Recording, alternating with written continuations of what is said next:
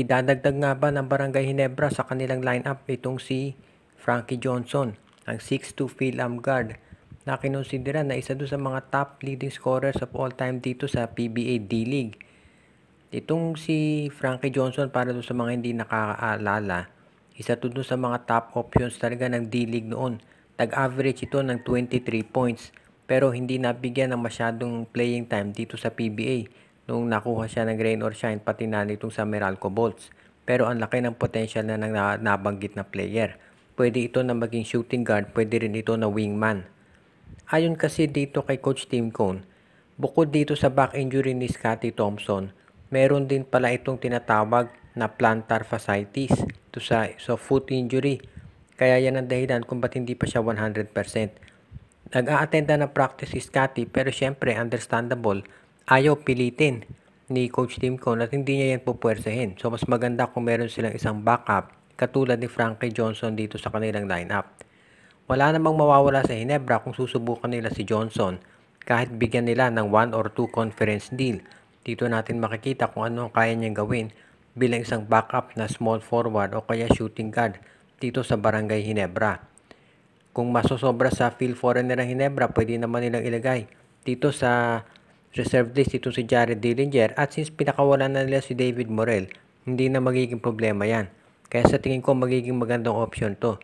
Dahil ito si Frankie Johnson bilang isang unrestricted free agent, pwede yung kunin ng Barangay Ginebra nang hindi na sila nagpapakawala nung iba pa nilang mga players at hindi na nila kailangan pang apektuhan yung rotation na sineset up ngayon ni Coach Tim Cone.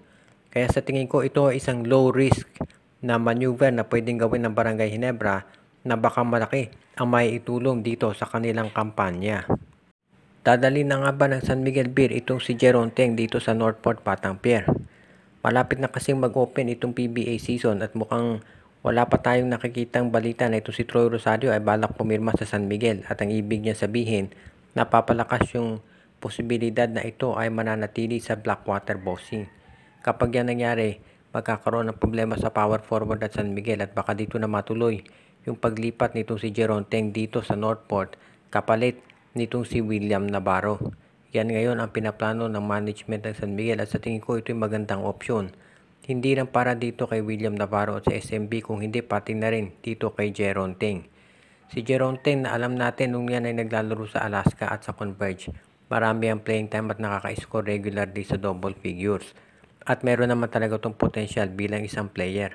Ang problema dito sa San Miguel, hindi siya nabibigyan ng playing time dahil doon sa kanyang posisyon bilang small forward at shooting guard.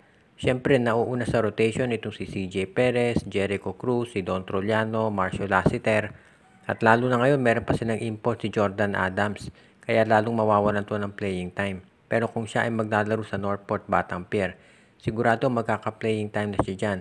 Kaya sa tingin ko, yan ang magiging magandang option para dito kay Jeron Teng.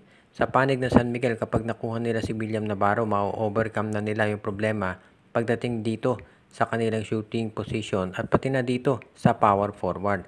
Kaya sa tingin ko, ito si Navarro, pwede yan na maging stretch 4 para si Arwin Santos. Kaya magiging maganda yan para sa lineup ng San Miguel. Pwede na rin nilang bitawan ito si Vic Manuel at sa tingin ko, yan ang magiging dahilan para ang San Miguel ay gumawa ng trade. At sa ngayon, habang nalalapit ang opening ng PBA, dapat umpisahan na ng San Miguel ang paggawa ng moves para masiguro na pag-open ng PBA hindi na sila may iwanan ng mga kalaban nilang team. May good news din tayo dito sa Rain or Shine Elasto Painters. Pagkatapos ma-miss yung buong season dahil sa isang ACL injury, maglalaro na sa wakas ang 6'7" center forward na si Luis Villegas. Ito ay kinumpirma mismo nitong si Coach Yeng Diao. Ayon sa isang panayam na ginawa sa kanya, sinabi niya na si Villegas ay umaattenda ng practice. Sa ngayon daw ay medyo light contact pa lamang ang nangyayari, pero kumpiyansa siya na makahahabol ito dito sa Governor's Cup. So siguro sa opening games, yung first few games ng Rain or Shine, hindi pa ito makapaglalaro. Pero towards the end at lalo na sa playoffs, malamang nandiyan na ito si Villegas. Kung maglalaro na si Villegas, ang laki ng lineup ng Rain or Shine. Meron silang 6'8" na Kit Datu, may 6'7" na Luis Villegas, nandiyan pa itong 6'5" na si Kaylan Tiongson, 6'5" na si Bob Belga, at nandyan pa itong si Leonard Santillan na 6'5" din. at itong si Nick Demusis na 6'4". So ang laki ng lineup nitong rain or shine at matitikas din yung kanilang mga shooting guards at pati na yung mga point guards at small forward. So makonsisidera natin na isa sa mga top teams ngayon itong ROS. Yung kanilang import na si Aaron Fuller, naglaro na yan dito sa PBA at alam natin na yan ay dekalidad din. Kaya ito ay makukonsidera na isa doon sa mga top options ngayon pagdating dito sa PBA. Masasabi man natin na pagdating sa sabihin natin mga choice ng mga insiders, mga analysts, syempre nandiyan pa rin itong Ginebra dahil kay Justin Brownlee. Pero kung titignan natin yung mga underdogs o yung mga posibleng dark horse, isa na dyan itong rain or shine Elasto Painters dahil sa laki ng kanilang lineup. Kung inyong matatandaan, sinasabi natin ni Coach Yeng Giao na ang problema nila ay pag-match up sa mga big men ng SMC at MVP group. Pero ngayon, sa laki ng lineup ng rain or shine, ang problema ay itong SMC at MVP sa pag-match up sa ROS. Good news ito para dito sa TNT Tropang Giga dahil ayon sa latest report, mukhang naayos na yung sitwasyon dito kay Rondae Hollis Jefferson at makapaglalaro na to dito sa Governor's Cup. Ang initial report kasi, hindi raw makapaglalaro dito sa Governor's Cup itong si Jefferson dahil ito ay merong kontrata at naglalaro overseas. Pero mukhang natapos na yan at ibig sabihin, makakahabol si Jefferson para dito sa TNT Tropa. Hindi pa natin alam kung siya magiging import nila pag open itong Governor's Cup. Pero mukhang yan ang plano ng koponan ni Coach Jot Reyes. Napakalaking bagay nito syempre, alam natin kung anong kalidad ang nadadala ni Jefferson para dito sa TNT. At isa pa, alam din natin na yung kanyang blending sa mga locals ay very good at hindi na magiging problema yan. Plus, kulang sila dito sa tao, wala si Brandon Rosser at si Mikey Williams, kaya ang laking bagay pag nandyan itong si RHJ. Sa ngayon, meron pang mga ibang movements na planong gawin ng TNT, pero ang una nilang gusto sigurado ay masiguro na itong si Rondae Hollis Jefferson ay makapaglalaro para dito sa opening ng Governor's Cup. Lalo na at ang schedule ng Governor's Cup ay 6 games a week dito sa early phase ng kompetisyon. Dahil syempre bibigyan daan nila yung training nitong Philippines o nung Gilas Pilipinas at yung EASL tournament kung saan magpa-participate itong San Miguel Beer at ang Meralco Bolts. Kaya abangan na lang natin kung ano magiging sitwasyon dito.